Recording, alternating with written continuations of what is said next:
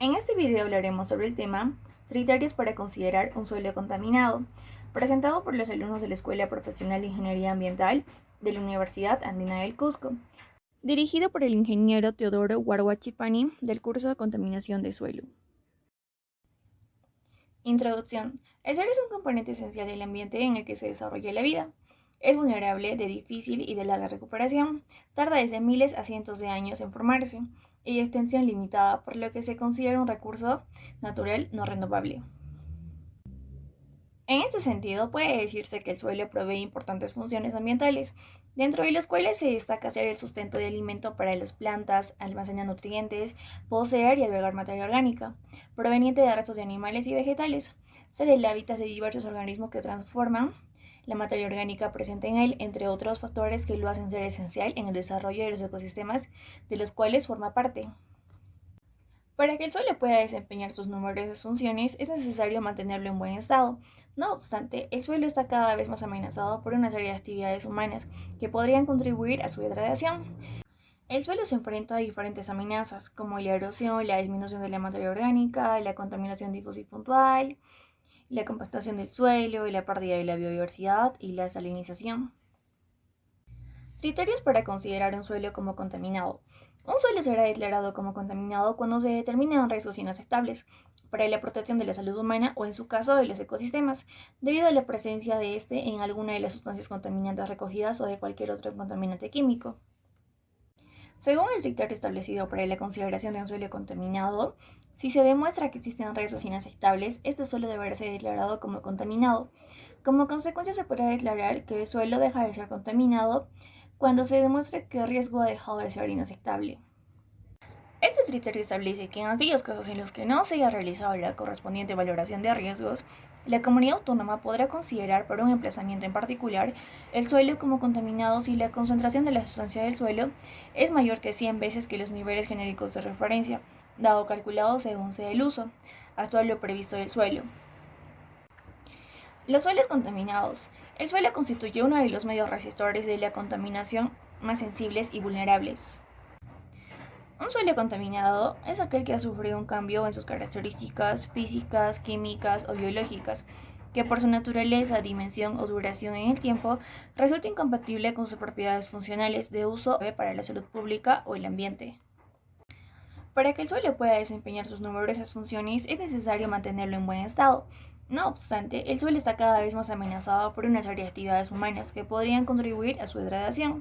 La introducción de agentes contaminantes en el suelo puede tener como resultado daños al suelo o bien en la pérdida de alguna de las funciones del mismo, y la posible contaminación cruzada de las aguas, en particular de las subterráneas. La concentración de contaminantes peligrosos en el suelo por encima de ciertos niveles entraña un gran número de consecuencias negativas para la cadena alimentaria y por ende para la salud humana, así como para todo tipo de ecosistemas y otros recursos naturales. Por ello, los suelos contaminados constituyen el problema más urgente e importante todavía sin resolver en materia ambiental.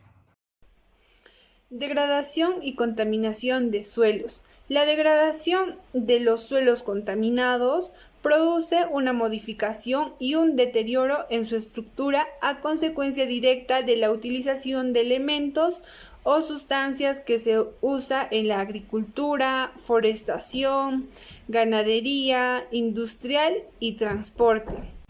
Tenemos tipos de contaminantes de suelo. Como primer punto tenemos los fertilizantes, aguas residuales, residuos sólidos urbanos. Como segundo punto tenemos las plaguicidas, los combustibles, disolventes y compuestos orgánicos volátiles. Como tercer punto tenemos la salinidad y basicidad ocasionadas por sales de carreteras.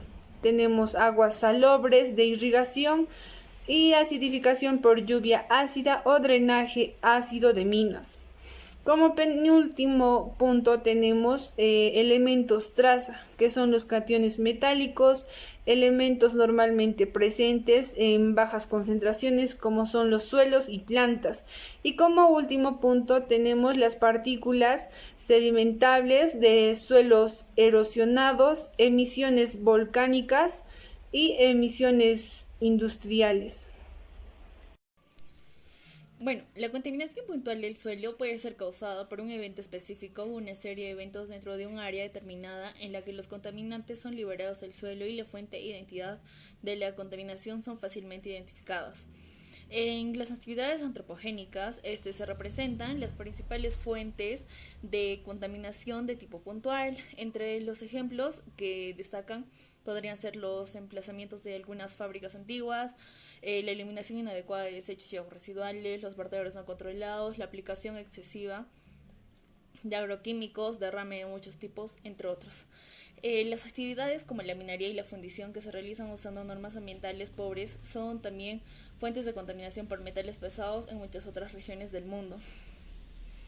Otros ejemplos de estos podrían ser los hidrocarburos aromáticos y los metales tóxicos relacionados con productos petroleros. La contaminación puntual es muy común en las zonas urbanas. Los suelos adyacentes a las carreteras presentan altos niveles de metales pesados, hidrocarburos aromáticos, policíclicos y otros contaminantes. Los vertederos antiguos o ilegales en los que los desechos no son eliminados correctamente o de acuerdo con su toxicidad, que sería por ejemplo las baterías o los desechos radioactivos, así como la disposición de lodos de depuradoras y aguas residuales, también pueden ser una fuente importante de contaminación puntual. Finalmente, esta contaminación causada por actividades industriales puede representar riesgos para la salud humana. Continuaremos con la contaminación difusa. La contaminación difusa es una contaminación que se propaga por áreas extensas, se acumula en el suelo y no tiene una fuente única o fácilmente identificable. La contaminación difusa se presenta donde la emisión, transformación y dilución de contaminantes en otros medios ha ocurrido previamente a su transferencia al suelo. La contaminación difusa implica el transporte de los contaminantes a través de sistemas de aire, suelo y agua. Por lo tanto, es necesario realizar un análisis complejo que involucre a estos tres comportamientos a fin de evaluar adecuadamente este tipo de contaminación. La contaminación difusa tiene un impacto importante en el medio ambiente y en la salud humana, aunque generalmente se desconoce su gravedad y alcance.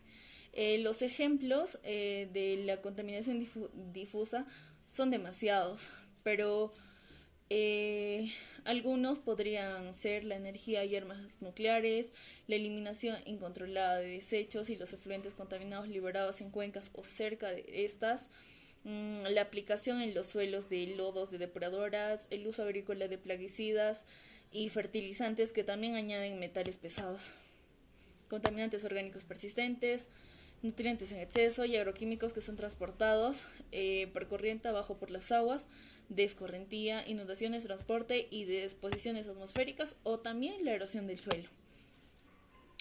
Eso es.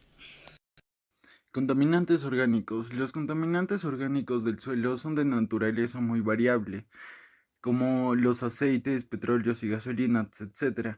Y su presencia en suelo se debe a muy diversas actividades humanas, ya sea la agricultura, la industria y el transporte. Todos los contaminantes orgánicos son los fitosanitarios, la causa más frecuente de contaminación. Se trata de productos de uso universal en agricultura. Combatir los parásitos y enfermedades de las plantas, proteger a los cultivos de agentes dañinos aunque no sean parásitos, y mejorar cualitativa y cuantitativamente la producción. Criterios para considerar que un suelo no ha sido contaminado por compuestos orgánicos. Se debe tener en cuenta las concentraciones de contaminantes existentes en el suelo y deben ser inferiores a los niveles genéricos de referencia para la protección de la salud humana y de los ecosistemas definidos para los usos propuestos. En los casos que no se dispongan de niveles de referencia para estas sustancias y en tanto se fijen estos, la concentración no deberá exceder el valor medio local más 2 veces la desviación estándar. Los niveles genéricos de referencia.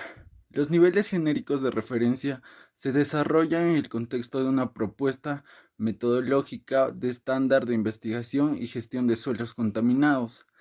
Respecto a esto, conviene tener en consideración que estos se establecen atendiendo los dos principios rectores de la valoración y gestión de suelos contaminados, que son el uso del terreno y riesgos para la salud de las personas u otro tipo de receptores ecológicos. El estándar será válido en la medida en la que el lugar que se vaya a aplicar se asemeje al escenario empleado. Se calculan para cada uno de los supuestos usos genéricos del suelo indicado. Existen tres tipos de suelo. El suelo de uso industrial, aquel que tiene como principal función el uso, la de servir de soporte a las actividades industriales, excluidas las agrarias y ganaderas. El suelo urbano, aquel que tiene como principal función de uso la de servir de soporte a viviendas, oficinas, equipamientos y dotaciones de servicio, actividades recreativas y deportivas. Suelo sin restricciones de uso, aquel que no viene siendo ni urbano ni industrial, es apto para soportar actividades agrícolas, forestales y ganaderas.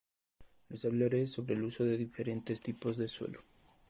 El suelo de uso industrial es aquel que tiene como principal función de uso de servir de soporte a las actividades industriales, excluidas la agricultura y la ganadería. Suelo de uso urbano es aquel que tiene como principal función de uso de servir de soporte a viviendas, oficinas, equipamientos y dotaciones de servicio. Como por último tenemos el suelo sin restricciones de uso. Es aquel que, no siendo ni urbano ni industrial, es apto para soportar actividades agrícolas, forestales y ganaderas. La recuperación de suelo tenemos la destrucción o modificación de los contaminantes. Este tipo de tecnología busca alterar la estructura química del contaminante para así destruirlo. Por otro lado tenemos la extracción o separación. Los contaminantes se extraen o se separan del medio contaminado, aprovechando sus propiedades físicas o químicas. El contaminante es retirado del suelo, pero pasa a otro medio que tendrá que ser gestionado o tratado. Por otro lado, las técnicas de recuperación también pueden clasificarse en atención al lugar, y esto lleva a cabo la aplicación de la técnica, pudiendo distinguirse entre la técnica in situ, también la técnica ex situ. ¿Qué es la técnica in situ? Se trata de utilizar microorganismos, en este caso serían bacterias, para la separación o para reparar el subsuelo.